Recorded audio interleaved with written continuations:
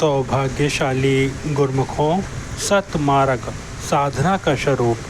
सौभाग्यशाली गुरमुखों, ये सत्य है कि जीव का कल्याण संत महापुरुषों द्वारा दिखाए हुए भक्ति मार्ग पर चलने से ही होता है। और ये भी सत्य है कि इस मार्ग में पग पग पर अनेक प्रकार के विघ्न बाधाएं उत्पन्न होती रहती हैं। वहीं विघ्न बाधाएं भक्ति अभिलाषी गुरमुखों की आत्मिक उन्नति में सहायक सिद्ध होती हैं और सफलता की कुंजी कहलाती हैं। अब क्योंकि गुरमुख जन हर परिस्थिति में अपने इष्ट देव संत सद्गुरुदेव जी महाराज के आश्रित रहते हैं, उनके पावन चरण कमलों में दृढ़ श्रद्धा रखते हैं और अपने अंतर्मानस में यही भाव रखते हैं कि तेरा किया मीठा लागे, अर्थात हे प्रभु, आपकी हर कार्यवाही मुझे सुख दे। तब संत सद्गुरुदेव जी महाराज की कृपा से गुरमुखों में उन विघ्न बाधाओं का सामना करने की सामर्थ्य आ जाती है।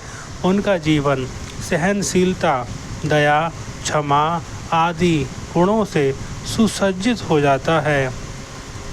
वे भक्ति मार्ग में आगे बढ़ने लगते हैं।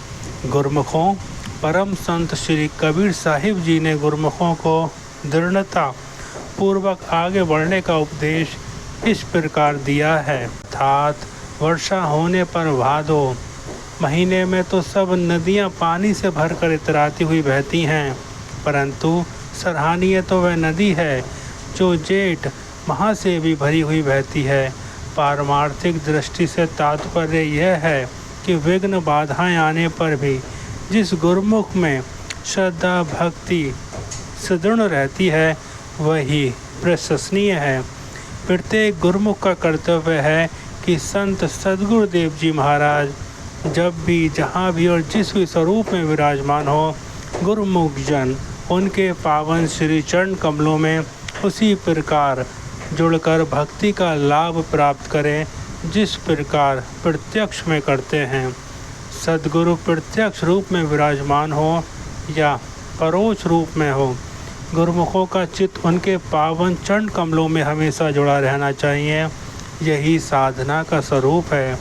इसलिए कथन किया है कि सो जन धन्य सोई बड़ भागी, राम चरण जाकी लिव लागी, अर्थात वही सज्जन श्रेष्ठ हैं, सौभाग्यशाली हैं, जिसकी सूरत इष्ट देव के पावन चरण कमलों में हर समय जुड़ी रहती है। सौभाग्यशाली गुरमुखों, इस संदर्भ में ये प्रसंग एक ज्वलंत उदाहरण के समान है कि हमारे श्री परमहंस अद्वैत मत के महान प्रवर्तक, जगत वंदनीय प्रातः स्मरणीय श्री 108 श्री परमहंस दयाल जी श्री प्रथम पातशाही जी ने जब अपने प्रिय शिष्य श्री 108 श्री द्वितीय पातशाही जी महाराज साधु वेश में थे तो उन्हें भजन अभ्यास के लिए आगरा में धूनी रमाने की श्री आज्ञा फरमाई। तो आप श्री द्वितीय पातशाही जी महाराज ने श्री वचन की पालना पूर्ण समर्पण भाव से की। वह प्रसंग यहाँ आंशिक रूप से लिखा जा रहा है और उसका वृतांत वर्णन हमारे पावन ग्रंथ अमर ज्योति में किया गया है। उस साधना काल में एक बार आप श्री द्वितीय पातशाही महाराज के हृदय में इष्ट देव महाप्रभु श्री परमहंस दयाल जी महाराज के पावन दर्शन की तीव्र उत्कंठा जागृत हुई। उस समय श्री गुरु महाराज जी जयपुर में विराजमान थे, अतः श्री दर्शन की उस उत्कृष्टता के कारण आप जयपुर पहुँचे। जब आपने श्री दर्शन कर दंडवत प्रणाम किया और हुक्मनामा मिलने पर ज्यों ही उठे तो श्री परमहंस दयाल महाराज ने उस समय उठी हुई अपनी मौज के अनुसार सहसा यह आज्ञा फरमा दी कि एकदम लौट जाओ।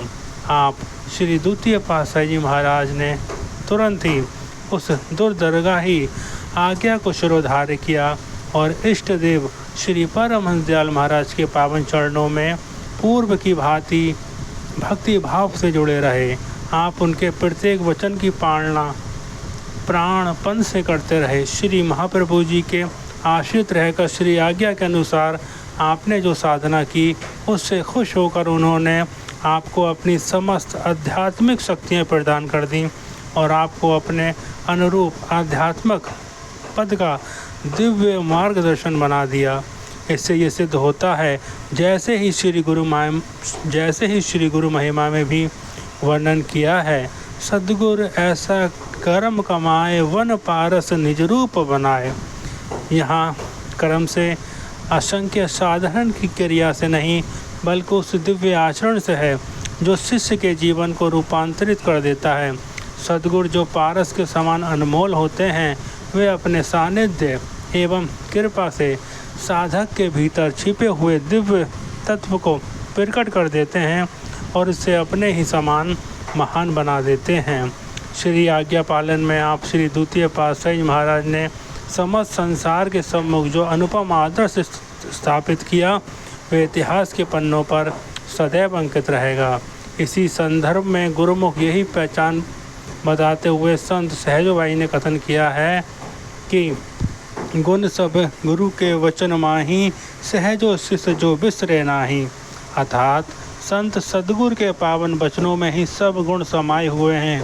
जो शिष्य उनके प्रत्येक वचन को सदैव स्मरण रखकर कार्यवाही करता है, वही उन्हें प्रिय होता है। सद्गुरु तो गुणों के भंडार होते हैं। जो कोई भी उनके समर्पित रहता है, वह गुणवान बन जाता है, महान बन जाता है, उसका काया कल्प हो जाता है। जैसे कथन भी है, पारस में अरु संत में पढ़ो अंतरो जान, वह लोहा कंचन करे, वे कर ले आप समान। परम संत श्री कबीर साहब जी फरमाते हैं, अर्थात पारस में और संत महापुरुषों में ये अंतर होता है गुरुमुखों कि पारस के स्पर्श में तो लोहा केवल सोना बनता है, परंतु महापुरुष जब अपने शिष्य पर कृपा करते हैं तो उसे अपना ही रूप बना देते हैं। इष्ट देव सद्गुरु की आज्ञा के अनुसार शिष्य जहाँ कहीं भी रहकर श्री वचनों की पालना करते हैं, वे वहीं पर उनकी कृपा को पा लेते हैं। कहते हैं कि परम संत श्री कबीर साहब जी बनारस अर्थात वाराणसी में निवास करते थे।